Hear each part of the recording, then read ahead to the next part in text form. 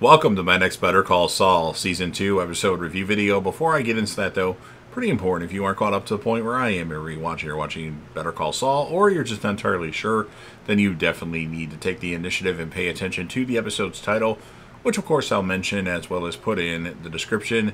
If that happens to be the case and you find out you're not caught up, it would be my recommendation that you don't watch this video any further to avoid any potential spoilers. I've already seen Better Call Saul all the way through at least one time, but that was a binge to get caught up with the episodes that were airing live on Season 6, and I wanted to re-watch the show to let it resonate more and see where it ranks on my all-time favorite shows of all time. So join me on the journey and let's discuss the show.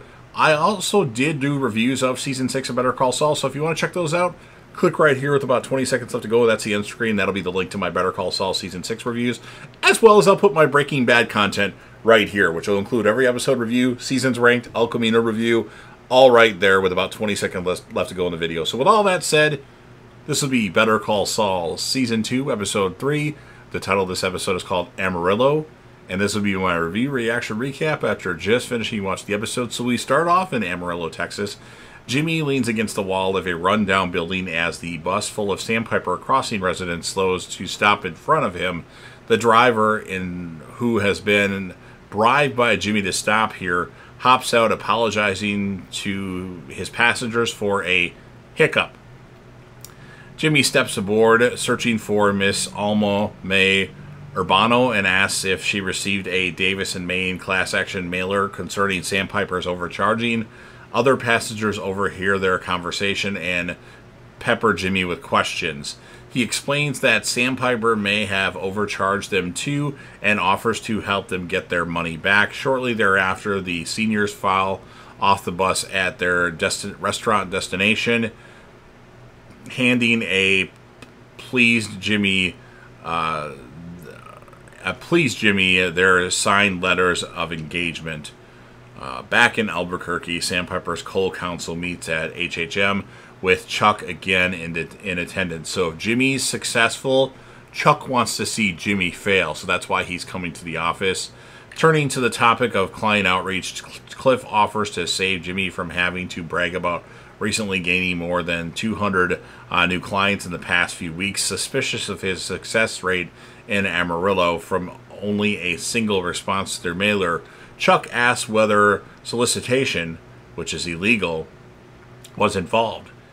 Jimmy insists the residents came to him, not the other way around. As the meeting goes on, he tries to play footsie again with Kim, but this time she pulls away, realizing that she is also skeptical of his methods. He assures the group that in order to avoid any impression of impropriety, he will find another way to proceed.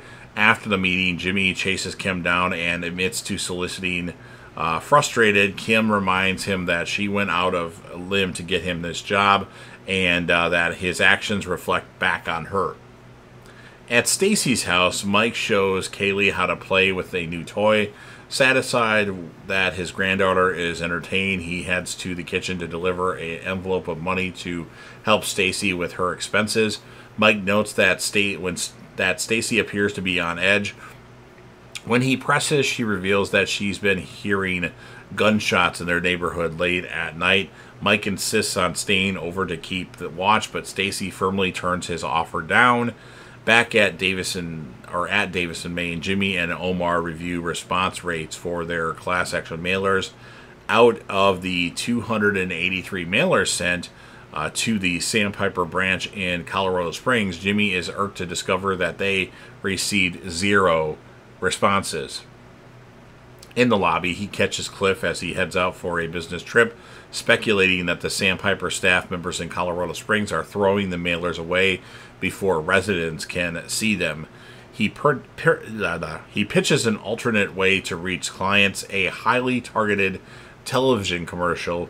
Cliff acknowledges that the firm produced a commercial for a previous lawsuit, so he'd be open to discussing the idea. Back in his office, Jimmy appraises Davis and Maine's previous foray into legal advertising. Their lackluster commercial leaves him underwhelmed. Jimmy arrives at Mrs. Strauss's house and meets with the the camera crew that had previously filmed his billboard stunt, camera guy and sound guy, or camera guy and I don't remember what the other guy is called, but there was 3 of them. Well, there's 2 now, but a chick will eventually join them. But they filmed his billboard stunt. So he gives the film students a pep talk describing his vision for their commercial.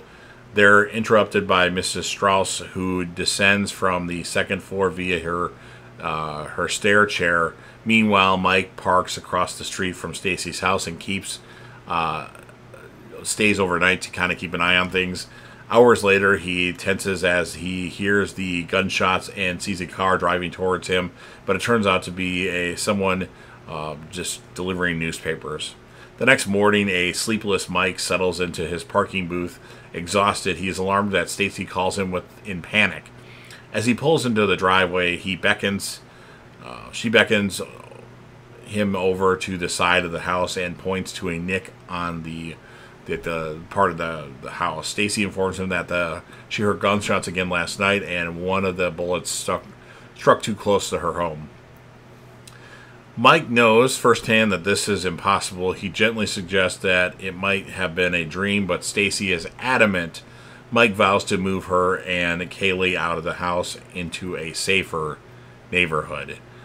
At his apartment, Jimmy and Kim screen his Sandpiper commercial, in which a somber Mrs. Strauss tearfully admits that her life savings disappeared when she moved into an assisted living facility.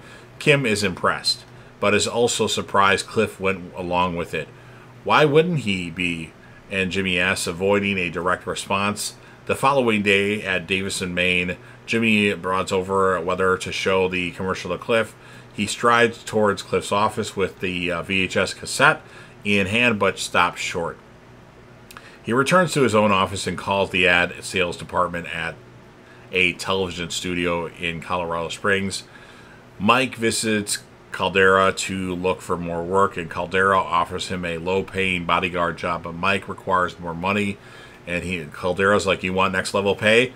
You've got to do next-level work, Caldera responds, mentioning that he knows a loan shark in need of an enforcer.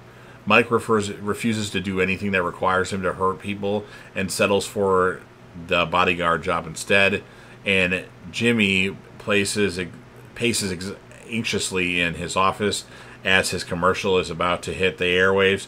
He confirms with Omar that all the calls will be correctly routed and answered. Reassured but still nervous, he retreats back into his office and tries his old magic fingers routine to summon calls, what he did in his old office at the nail salon. Just as he's ready to admit defeat, the phones begin to ring. He heads out into the bullpen where all of the assistants are taking calls. Jimmy takes this development with pride.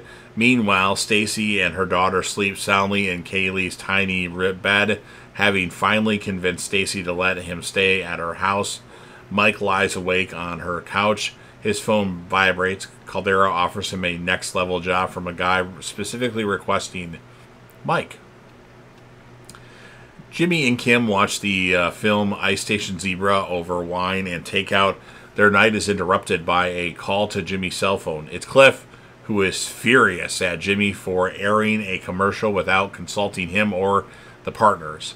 Jimmy tries to smooth over the conversation by pointing out the high volume of client traffic the commercial has already yielded. Cliff demands that Jimmy show the commercial to the partners the next morning before hanging up. For Kim's benefit, Jimmy pretends that Cliff called to congratulate him on the ad. He rejoins her on the couch, doing his best to hide his concern about the storm he'll be facing tomorrow. Meanwhile, Mike drives up to this meat spot. He approaches his new employer. It's Nacho. He tells Mike, there's a guy, I need him to go away. And that's what ends this episode of Better Call Saul. So, okay episode. One of the more lackluster ones in my opinion, but still had good moments. I'm going to score the episode an 8.2 out of 10. And the character of this episode, I mean, Jimmy's the character of every episode, but if I had to pick a secondary character for this one, I'm going to go with Mike. So you've heard everything that I have to say. Now it's your turn. If you're a fan of Better Call Saul, Breaking Bad, or El Camino, and you want to help me out with the YouTube algorithm, I was going to say the Breaking Bad algorithm, please don't forget to smash the like button. It does help out the channel quite a bit. Share this video with a friend. Anybody that you know that likes either one of these shows, Breaking Bad, Better Call Saul, El Camino, a Breaking Bad movie, share the video with them. Even if they're going to diss me for the things that I say about the show, please share the video. Put this video on any one of your social media platforms. Don't forget to sound off in the comment section about what your thoughts are on this episode of Better Call Saul. What would you rate it?